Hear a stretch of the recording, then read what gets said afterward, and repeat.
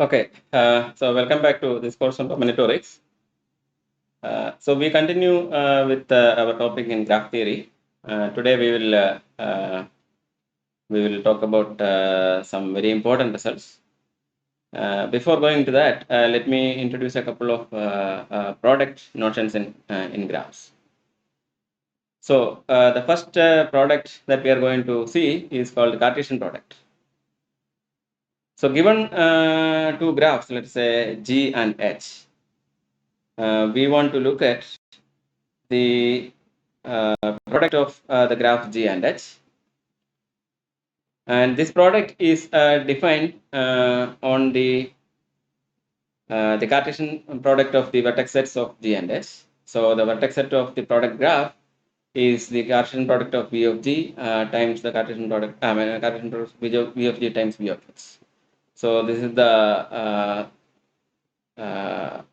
pairs, ordered pairs from vertices of G and vertices of X.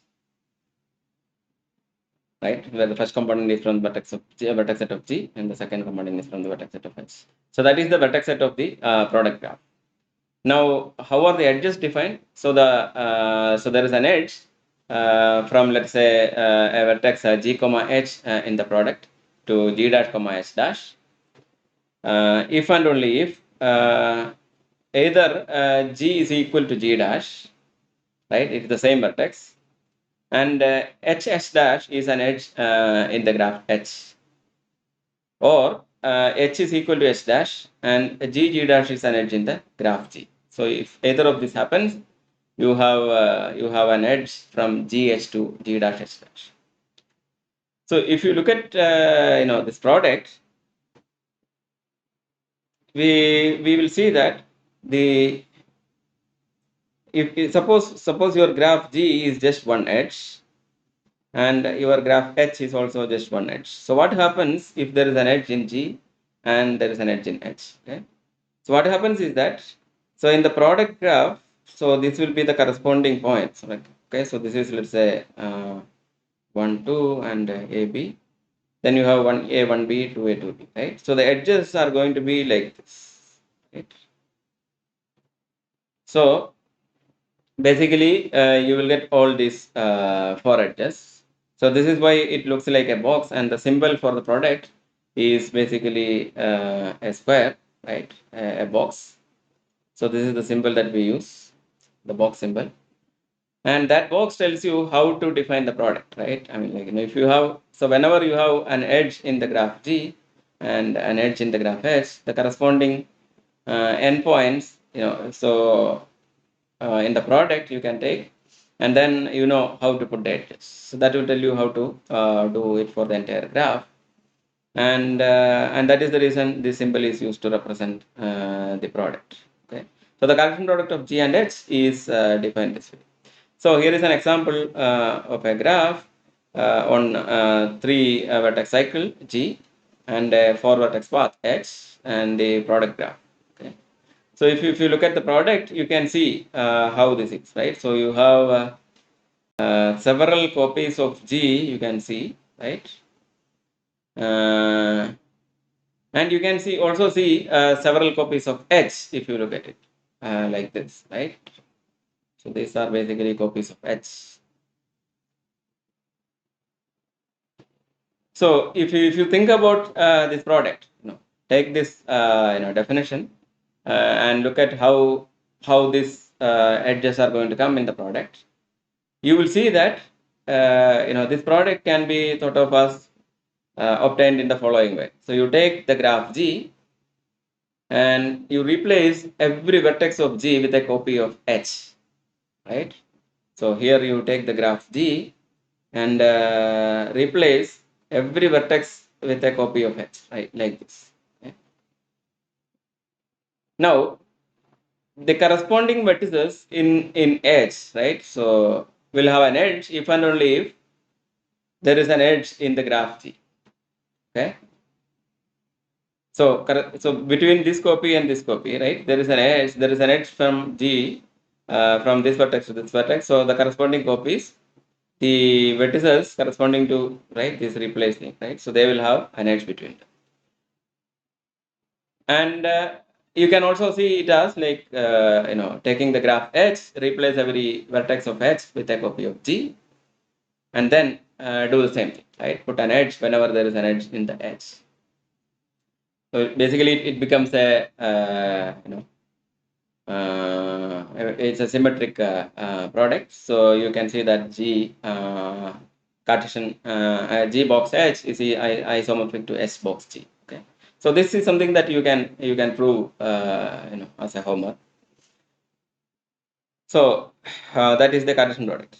So now, given such a product, we can ask several questions, right? Because all the parameters that you have studied in graph theory, we can try to ask like what happens to this parameter when I take the product of two graphs, right? So you know the parameter for the G and the same parameter for H. So what will be the parameter for the product graph? Now, here are some basic questions that I want you to try to work out as homework questions. So here is the first question. Let G and H be graphs, and G box H be the Cartesian product of G and H. Okay. Now prove that G Cartesian product H is isomorphic to H product G. Second question asks you to prove that if G and H are, to show that G and H are both subgraphs of the product graph, right? We observe this, like in a intuitive fashion, but we have to prove it formally from the definition, right? So here is the definition of the product. And the third question is that suppose you are given this product graph. What is the minimum number of disjoint copies of H present in the product, right? Again, it should be clear from the picture like we gave, but you have to prove it formally. Then the fourth question is that the small delta of a graph is the minimum degree, right? As you remember, and capital delta is the maximum degree of the graph. Now you want to find these parameters for the product in terms of the parameters of the component graphs, right? So G and H are the components. So can you say these two parameters in terms of the delta of G, delta of H, and capital delta of G and capital delta of H.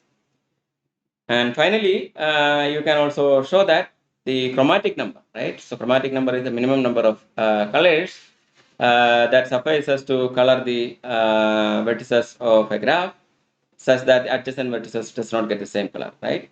So show that the chromatic number of the product graph is actually equal to the maximum of the chromatic number of the constituent graphs, right? So you take the chromatic number of G and chromatic number of H, what is the maximum? With that many colors, you can color the product graph also. So these are kind of the immediate questions that you can ask, and they are not very difficult to prove. So I would like you to work out this as your homework questions. So once you have the Cartesian product, we can also define a few more other products. So I will define one more product, which we call the direct product or tensor product. So given two graphs, let's say G and H, the direct product is again defined on the Cartesian product of the vertices, right? V of G cross V of H. And the adjacency is defined as follows. So if G1 H1 and G2 H2 are vertices in the product graph, then there is an edge from G1 H1 to G2 H2 if and only if both the edges G1 G2 is in G and H1 H2 is in H. Okay? So G1 G2 must be an edge in G and H1 H2 must be an edge in H. Then we have an edge between G1 H1 and G2 H2. Okay, so if you take the product of two edges, for example, as we looked at in the other case, you will see that so you have this edge here and the edge here. In the product, you have these cross edges. Okay, You don't have the other four edges that we had for the direct product, for the Cartesian products, but you have these two edges, the cross edges. And this you can see is very different from the previous product that we looked at. And the symbol that we use again denotes how the edges are defined, right? So if you have an edge here and edge here, what happens to the edge in the product is given by the symbol of the product itself. Now, here is an example of the product of a cycle and a path of length 3, right? So you will see the graph looks like this, okay? So just look at the definition and see how this edges 0, 0 to 1, 1, 2, 0 to 1, 1, and 2, 0 to 0, 1, 0, 1 to 1, 2, all these edges are there. So one can feel that, like you don't see directly the copies of the graph H and G here. Now you can ask whether they are present and in what cases they may be present or may not be present. Right? Such questions one can ask. So here are some questions for you. So if G cross H is the direct product, then first question is that is it necessary that G or H is a subgraph of the product graph? Okay. So if it is yes or no, you have to give a justification. Then the second part is to show that the product is basically right, like if you take G cross H is isomorphic to H cross G, and also to prove that the product is connected if and only if both components are connected and one of the components is not bipartite. If both are bipartite, then the graph is not connected. Okay, so this is something that you should prove. Okay. And the fourth question is to show that the chromatic number of the product graph, right, is at most the minimum of the chromatic number of G and chromatic number of H. So in the earlier Cartesian product, we actually proved that the chromatic number of the product is actually the maximum of the chromatic numbers of the G and H. Here it is saying that it is at most minimum of the chromatic number of G and H. Okay. Now,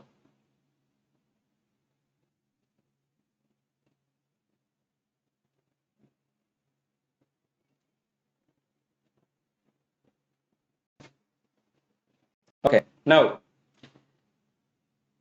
so one of the reasons I introduced this product is this conjecture, which has been open for several decades before it was proved in the last year, 2019, by a very young Russian mathematician called Shitov. Okay, so the conjecture due to a famous mathematician called Hedetnimi states the following, that the chromatic number of the direct product of G and H is actually equal to the minimum of the chromatic number of G and chromatic number of H. Okay. So I asked you to prove that it is at most the minimum. Now the question is that, is the minimum always required, right? So if the chromatic number of G and H are given, can you say that, in the product, you always need the minimum of these two? So Hedetnami conjecture that is actually equal to the minimum, right? It cannot be strictly less. But it was disproved 2 years before, right? So this paper is a very short paper. Okay, actually, the content of the paper is just 1.5 pages, but it appeared in Annals of Mathematics because of its very high importance. And there have been several attempts to prove this, in this several 5-6 decades, and there were many progresses, right? And each of them tried to prove the conjecture true for certain classes of graphs, etc. But it is false. Okay, the conjecture is in general it is false. It could be true for several subclasses, but you can find counterexamples to the conjecture. So this is a very interesting paper, very short paper, and very cryptically written, and I recommend interested students to take a look at this paper and try to read it and see how much you can follow. And the proofs is not really very difficult. It is just written in a very short manner. Okay. Now we go to a few more definitions. So given a graph G, okay, and two subsets of the vertex set, let's say A and B, are given, right? Now we talk about the paths that go from the vertices in A to vertices in B. Okay, so the paths from A to B are basically the paths which the starting point is in A and ending point is in the set B.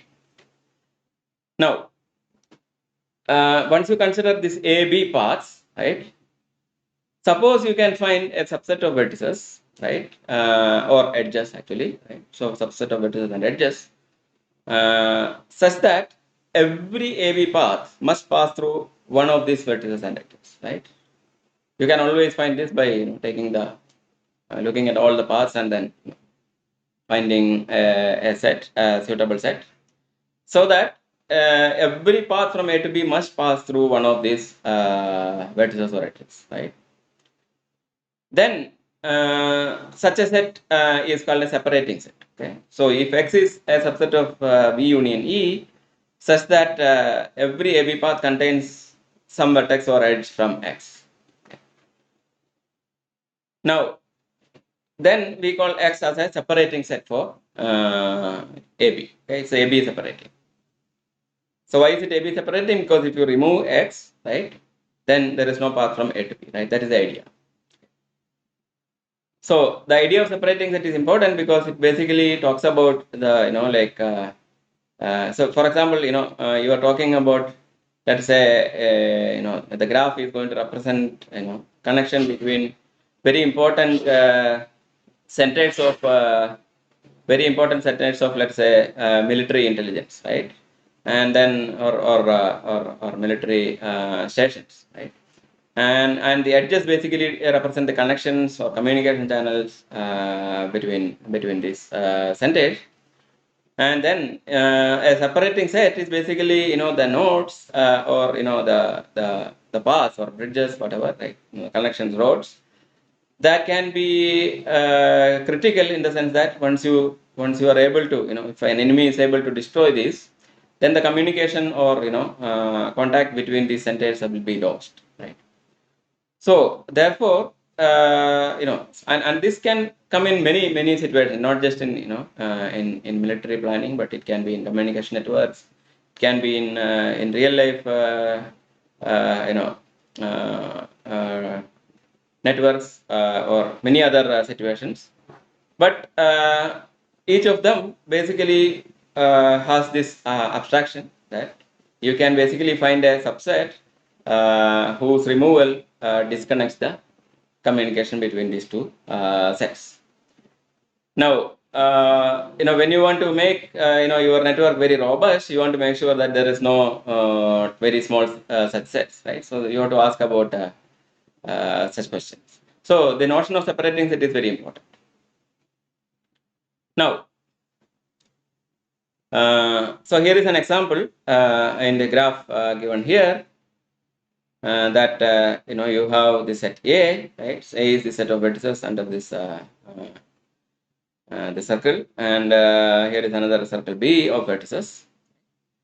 Then the blue vertices and blue edges form a separating set, right? So if you just look at the blue edges and blue vertices, right? If you just remove these edges and these two vertices, then there is no connection between A and B, right? That is immediately clear, right? So therefore, this is a separating set for A and B. Now, a related notion is of internally disjoint paths. We will see why. So let G be a graph, and let's say U and V are vertices of the graph G. Right? Now, a set of UV paths, okay, so set of paths starting from U and ending in V, that is a P1 to Pk, are said to be internally vertex disjoint, or I will usually say internally disjoint, or IVD sometimes. If we have the property that for any two paths Pi and Pj, where I not equal to j, the intersection does not contain any vertex other than u and v. Okay, so only the starting vertex and the ending vertex can be common. Everything else is different for any two paths, right? So they are called internally vertex disjoint, right? For any pair of paths, you should have this property that Pi intersection Pj contains only u and v. Then we say this set of paths are internally vertex disjoint. So for example, in this graph here, right? So look at the paths u to 3, right? 3 to 4 and 4 to v, right? So this is one path. Then, you cannot take, for example, these vertices, right? To be part of your, another path if it is going to be disjoint. So for example, I can take u to 1, 1 to 5 and 5 to v, right? So these two paths are internally vertex disjoint because u and v are the only vertices here, right? On the other hand, if you take, for example, let's say u to 2, 2 to 4 and 4 to v, this path is a different path from u to 3, 3 to 4 and 4 to v, but they are not internally vertex disjoint because the vertex 4 is common to both. So if you look at this graph, you can find several other pairs like P1, P4, right? So P1 is this path U3, 4V, P2 is U3, 5V, P3 is U2, 4V, P4 is U1, 5V, and P5 is U2V, right? So if you look at these paths, then P1, P4 is internally vertex disjoint, P2, P3 is internally disjoint, and P1, P4, P5 is also internally disjoint because if I take P1, P4, P4, P5, or P1, P5, they all have disjoint vertex set except for U and V. So they are all internally vertex disjoint paths, right?